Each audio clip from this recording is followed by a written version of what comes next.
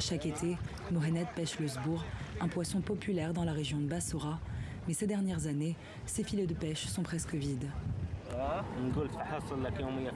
Il y a quelques années, j'avais entre 50 et 100 poissons par jour. Aujourd'hui, j'en ai pas plus de 25 dans mes filets. La crise de l'eau et la pollution affectent notre économie et nos conditions de vie. S'il n'y a plus de poissons, je vais devoir trouver un autre travail. Nous sommes sur le delta du Shatt al-Arab, au confluent des fleuves du Tigre et de l'Euphrate.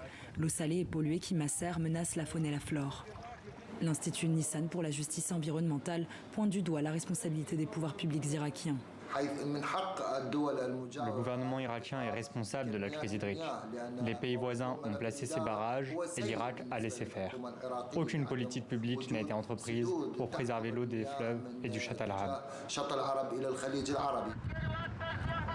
À quelques kilomètres de là, plus loin dans les terres, Mahar et son oncle Ali partagent cette inquiétude. Le nom de leur village, Abou El Khessib, ou père de la fertilité, n'aura plus lieu d'être si les réserves d'eau douce se raréfient. L'eau arrive du Shatt al-Arab par une petite rivière. Quand le niveau de l'eau est élevé, les palmiers ont assez d'eau douce pour grandir et faire pousser les dattes. Mais quand le niveau de l'eau est bas, c'est de l'eau salée, de l'eau de mer qui remonte mélangée aux eaux polluées.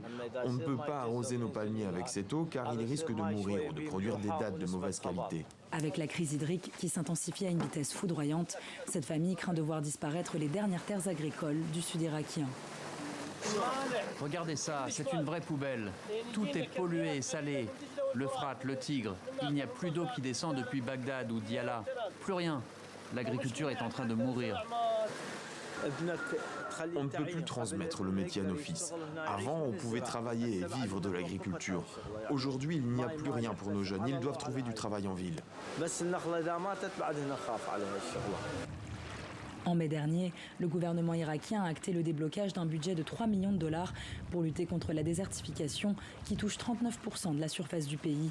Reste à savoir si cette maigre enveloppe sera suffisante pour relever les défis climatiques auxquels sont confrontés l'Irak et ses 40 millions d'habitants.